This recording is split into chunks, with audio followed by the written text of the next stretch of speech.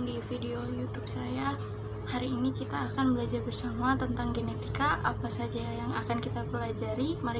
Yang akan kita pelajari hari ini adalah rekayasa genetika di bidang pertanian. Kalian tentu sudah pernah melihat atau mendengar fenomena-fenomena rekayasa genetika pada tanaman atau hasil. Untuk pengertiannya, manfaat dan bagaimana cara memproduksinya sehingga tanaman tersebut bisa menjadi tanaman hasil dari rekayasa genetika, mari simak videonya sampai akhir. Jadi yang akan kita bahas adalah konsep rekayasa genetika di bidang pertanian. Bagaimanakah manfaat rekayasa genetika di bidang pertanian dan apa saja metodenya? Prinsip dasar teknologi rekayasa genetik adalah memanipulasi atau melakukan perubahan susunan asam nukleat dari DNA atau menyerapkan gen baru ke dalam struktur DNA organisme penerima. Rekayasa genetika secara ringkas dapat diartikan sebagai teknik molekuler yang dengan tepat mampu mengubah suatu molekul DNA atau menggabungkan molekul DNA tertentu dari sumber-sumber yang berbeda. Rekayasa genetika ini merupakan dasar dari bioteknologi yang di dalamnya meliputi manipulasi gen, cloning gen, DNA rekombinan, teknologi modifikasi genetik, dan genetika modern dengan menggunakan prosedur identifikasi, replikasi, modifikasi, dan transfer materi genetik, baik dari sel, jaringan, maupun dari organ. Keunggulannya adalah mampu memindahkan materi genetik dari sumber yang sangat beragam dengan tepat, tinggi, dan terkontrol dalam waktu yang lebih singkat. Pemanfaatan rekayasa genetika di bidang pertanian itu ada pada genetically modified organism atau GMO melalui rekombinasi DNA yang telah menghasilkan produk tanaman transgenik yang mempunyai sifat-sifat baru yang diinginkan untuk mengatasi kendala utama dalam rangka meningkatkan produksi pertanian. Ada banyak sekali manfaat yang bisa didapatkan dari rekayasa genetika di bidang pertanian.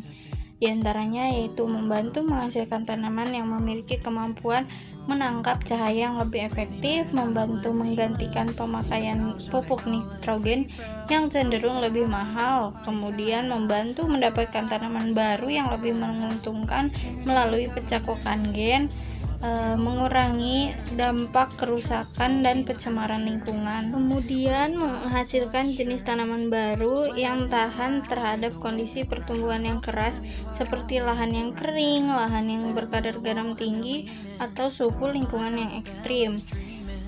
Meningkatkan sifat-sifat fungsional yang dikehendaki seperti mereduksi sifat atau daya alergi, toksisitas, menghambat pematangan buah, kadar pati lebih tinggi, serta daya simpan lebih panjang. Itu juga dapat membantu memperbaiki sifat-sifat tanaman dan membantu proses pemulihan tanaman dengan teknik kultur jaringan, membantu dalam pemberantasan hama, dan membantu penambatan nitrogen.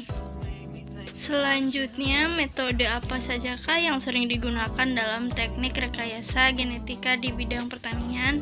Yang pertama itu ada transformasi genetik. Transformasi genetik pada tanaman adalah mentransfer gen asing yang diperoleh dari tanaman, virus, bakteri, hewan, ataupun manusia pada suatu spesies tanaman tertentu, atau bisa dikatakan suatu proses untuk mendapatkan tanaman transgenik. Gen asing yang diperoleh dari makhluk hidup tertentu direkayasa secara molekuler sehingga bisa disisipkan ke dalam genom tanaman. Gen asing hasil rekayasa genetika yang disisipkan pada tanaman tertentu disebut transgen, sehingga tanaman yang tersisipi gen transgen disebut dengan tanaman transgenik. Yang kedua adalah DNA rekombinan. DNA rekombinan merupakan teknik penggabungan DNA dari spesies berbeda sehingga akan diperoleh organisme baru dengan sifat-sifat yang diinginkan. DNA rekombinan ini melibatkan penyimpanan informasi genetika baru ke dalam organisme atau makhluk hidup untuk memberikan kemampuan baru. Teknik-tekniknya meliputi isolasi DNA, memotong DNA, menggabungkan dan menyambungkan DNA, dan memasukkan DNA ke dalam sel hidup atau sel target. Yang ketiga adalah teknik PCR atau polymer chain reaction. Nah, PCR ini adalah teknik amplifikasi atau penggadaan gen target dengan menggunakan primer untuk proses inisiasi. PCR ini dapat digunakan dalam teknik rekayasa genetika untuk memperbanyak gen target sebelum dimasukkan ke dalam plasmid.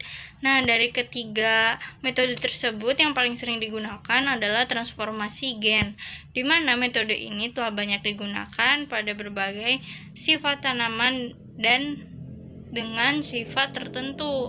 Manfaat dan tujuannya sendiri adalah mendapatkan tanaman unggul yang lebih baik dari tanaman aslinya. Esensial penting yang diperlukan dalam teknik rekayasa genetika di bidang pertanian itu ada 3, yaitu enzim. Ada 2 jenis, yaitu enzim restriksi endonuklease dan enzim ligase. Enzim restriksi endonuklease itu fungsinya untuk memutus ikatan gula fosfat dan memotong nukleotida. Kemudian enzim ligase fungsinya untuk menyambungkan fragmen DNA dengan cara membentuk ikatan diester antara 2 nukleotida. Kemudian ada vektor. Vektor yang membawa gen akan disisipi dapat berupa plasmid, bakteri, ataupun virus. Vektor itu merupakan suatu komponen pembawa gen yang akan dimasukkan ke dalam sel inang. Sel inang yang terakhir itu sel inang yang kompeten.